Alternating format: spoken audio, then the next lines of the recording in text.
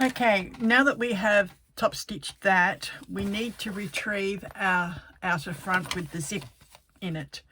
We are going to measure down from our zip 1.5 inches, or if you're doing the Pro, 1.1 3/4 inches down, and it needs to be centrally across. So I've put a little mark where my center is, and I've put a little mark where the center of this is. We are going to place this face down, lining up those center marks and lining up the 1.5 inch marks that we've drawn.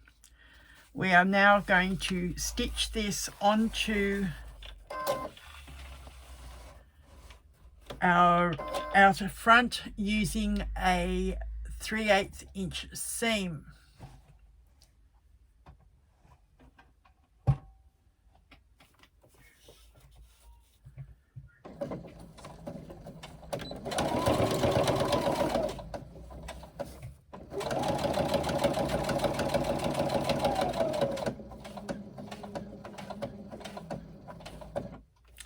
Now, we'll do this in a box shape so that we secure this flap in place. So back down towards the bottom, stopping about 1/8 of an inch from the edge, and we are going to now stitch across the bottom.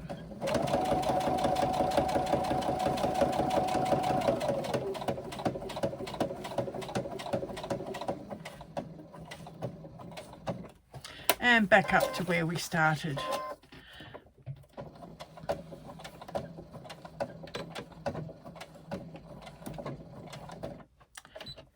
If you are using a fabric that will fray, you will need to tuck those ends in slightly before you actually do that.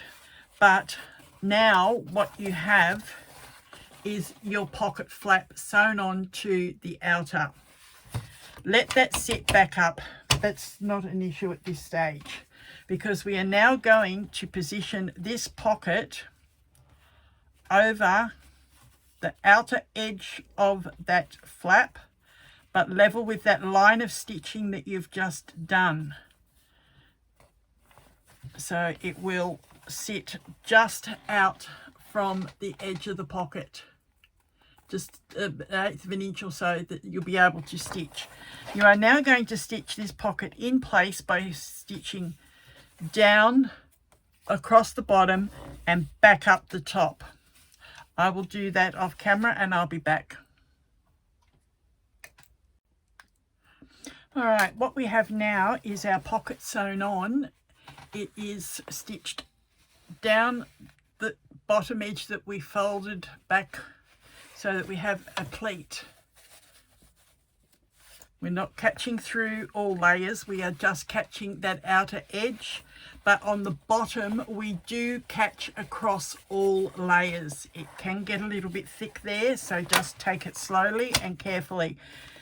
You now have a pleated pocket that, once we put the clip on, comes down the flap.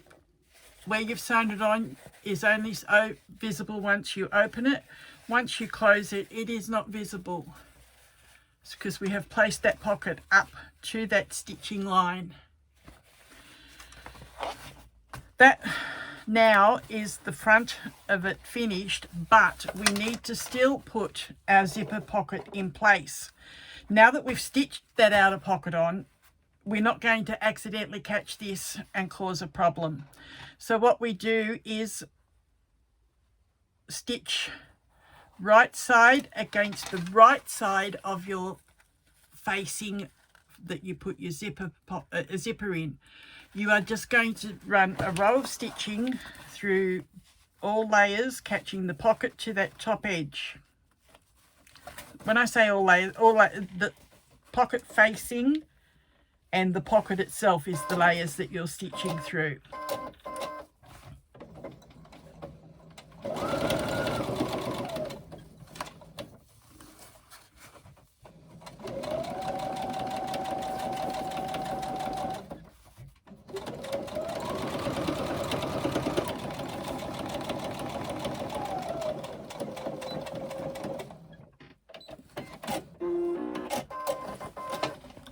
All right, so now if you look at the inside, you've got the pocket attached to the top part above the zip. Now what we're going to do is flip that up, bring it down and line it up with the bottom of the zip facing. And we're just going to stitch through the facing and the bottom of the pocket. Same as we did at the top, we're going to do that here at the bottom.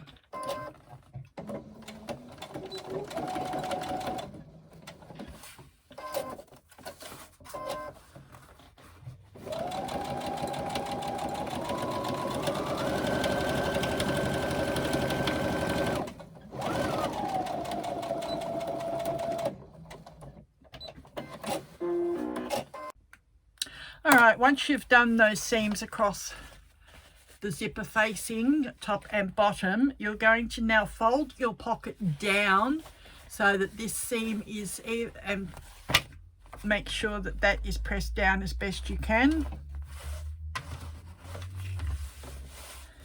And we are going to make sure these edges are flipped back, and we are going to stitch from the top of our pocket through our zipper facing and zipper tape, and keep going all the way down to the bottom fold of the pocket.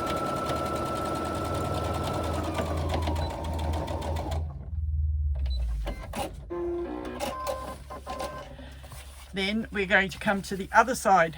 Again, flip back the outer body, starting at that fold.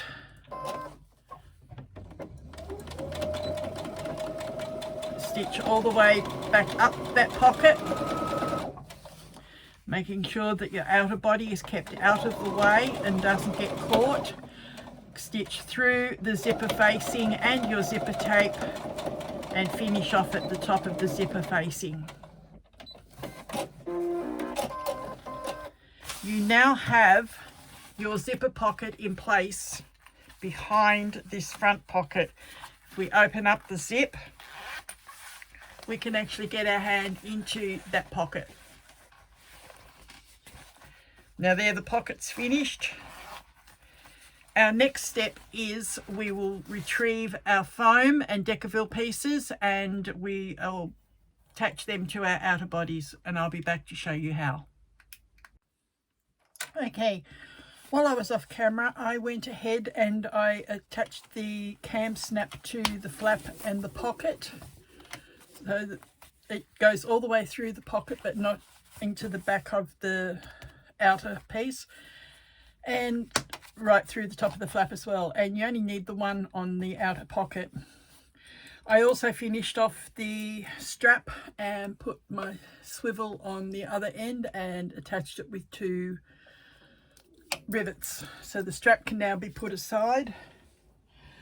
The next step that we're going to do is we're going to flip that over, and we are going to get one of our pieces of foam and a piece of Decaville. Now I have fused my Decaville to the back of the foam, keeping the seam allowances even all the way around.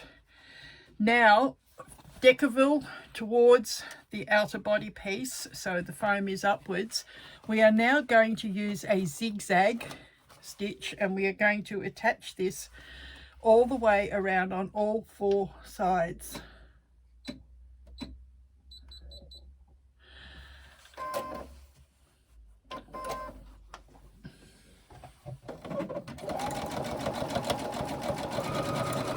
This helps to flatten it down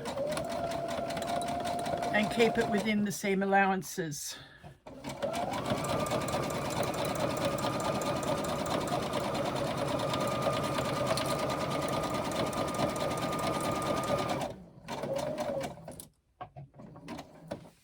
You do that to all 4 sides of the piece. You can see my zigzagging there.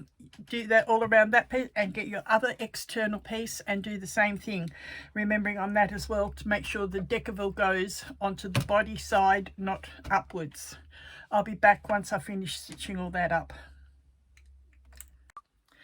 Alright, you should now have your 2 outer pieces done, zigzagged all around with your foam and Decaville attached. And go ahead and make your top flap the same way you did your little pocket flap, keeping that top part open so that you can turn it and top stitch around the shaped edges.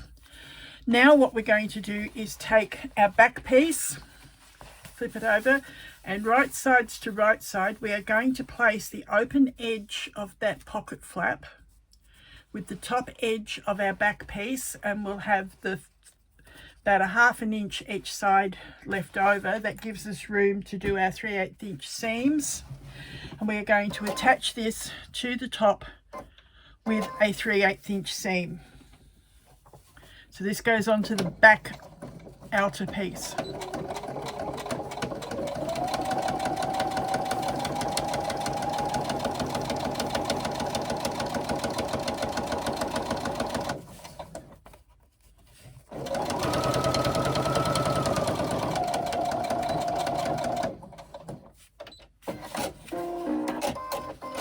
Alright, so now we have that, and once we attach the lining, that will become the top of our pouch that will fold over to the front. Put that aside, retrieve your front outer piece and your 2 connector tabs that you've had put aside. Up on the outer edge of the front above the zipper, I like to place these probably about 1/2 inch above the zipper. Just baste these into your side seams.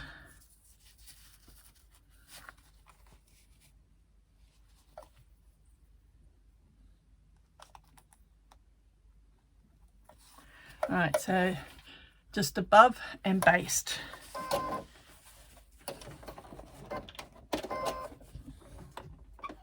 I usually sew across these 2 or 3 times to help reinforce.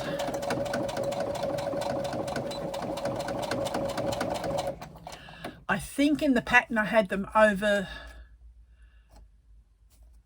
overlapping so that there was extra out, so I think I will undo that, and I'll show you on the other one what I have in the pattern and how I'm going to do it.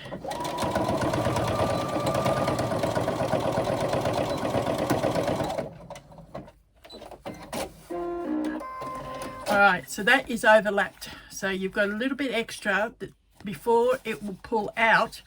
And it shouldn't pull out because you've reinforced that seam, and then we're going to go across it again.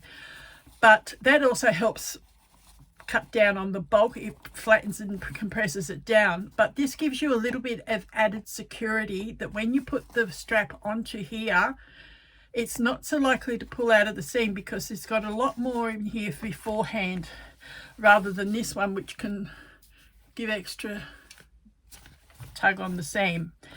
So I will be back in a moment ready to construct our outer.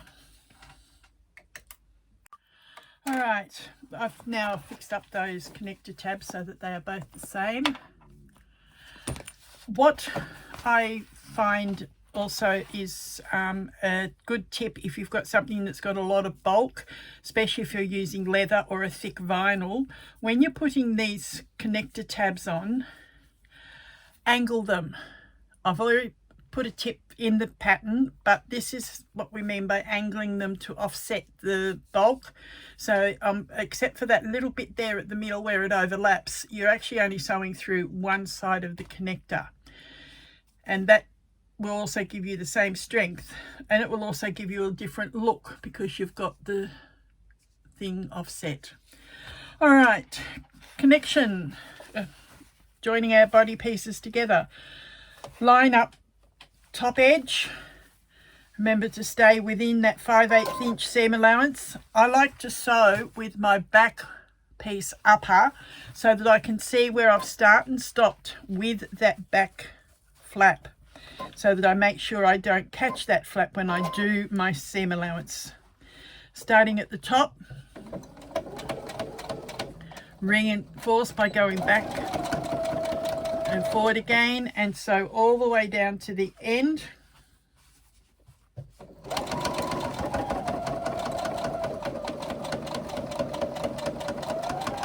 taking your time if you need to, because there could be some bulk here, but we need the padding in the case to protect your iPads or your tablets or whatever you're using it for.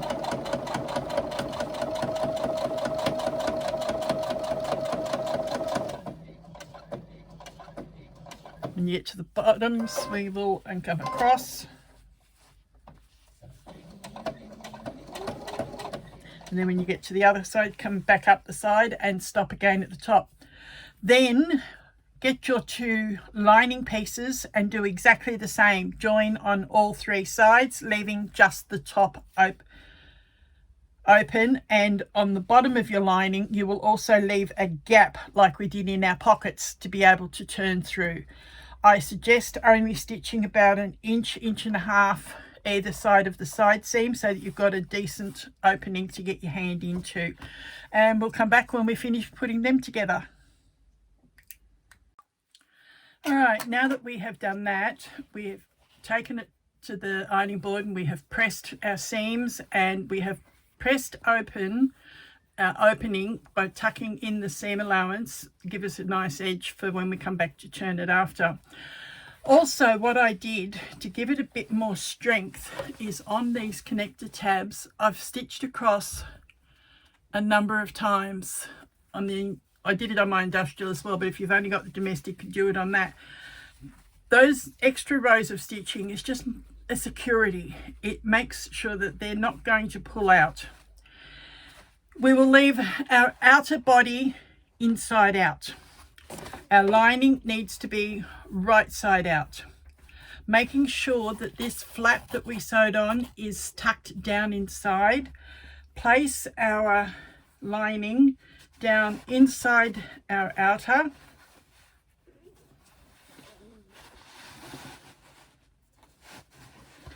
lining up our side seams.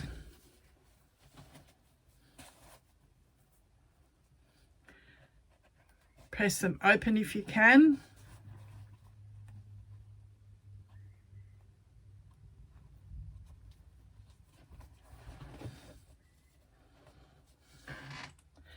And clip it in place. Do the same with the other side seam.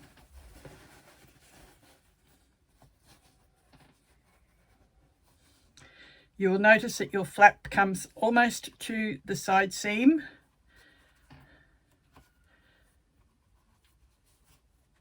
Okay, now clip that while it's flat.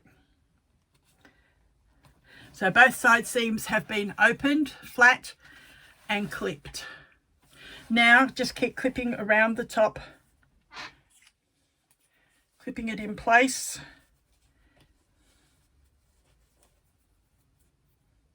Easing it if you need to. Some fabrics give more than others, so sometimes it matches exactly. Sometimes there is a slight difference that you've got to ease. I won't be stitching this on camera because I do my stitching on the cylinder arm because I can't handle close confined areas due to my neuropathy. But when I finish this and go and stitch it, I will come back and show you what it looks like before I turn it.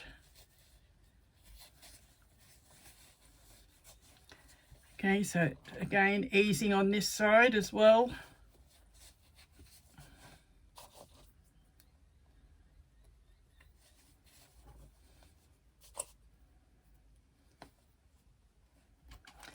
All right, once you've got it fitting as neatly as you can, go to your machine and do a 3/8 inch seam stitching all the way around, stitching back along that stitching line that you did before with your flap. That will also help reinforce that seam. We will be back. All right, we're back, and as you can see, I have joined them all together, and I did what I said. I stitched across that stitching line on the back so that it reinforces. Now what you're going to do is get your hand down inside, grab hold of that opening of your lining, pull it up, keep your hand back inside, and push your outer. Actually, it might pay to trim the corners on your outer down here at the bottom edge. So make sure you do not go through your stitching. There is a tip in the pattern as well, that if you have thicker fabrics and don't want to do a square seam, there is a rounded template that you can round the corners at the bottom, and that is especially more so if you do leather and thick vinyl.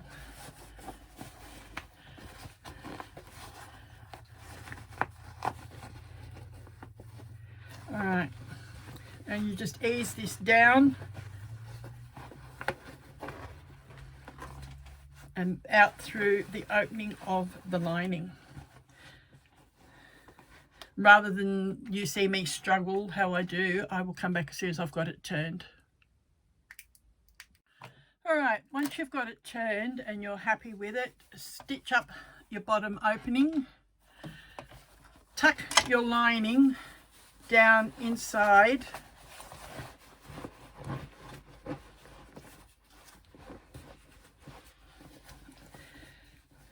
tuck it right down all the way around.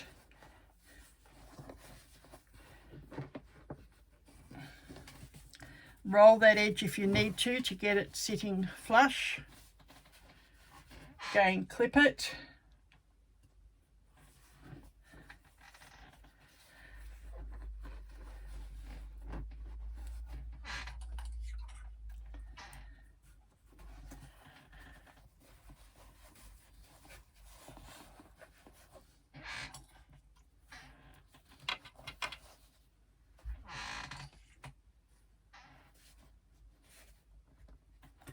This time, to help you, flip your flap up.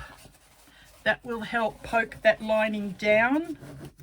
You won't be able to clip this time because of the flap, but what you're going to do now is through all layers at that seam allowance, you're going to top stitch that opening. I'll be back in a minute. All right, once you've done your top stitching, you can go ahead and add your plastic snaps. If you're using metal, there is notes in the pattern as to where in construction you would add the parts to those. All that's left to do now, put your iPad away, close it up. In here you can add battery packs for extra power, cables in the front pocket. Some phones will even fit in the front pocket or in this pocket. Add your handle, add your strap.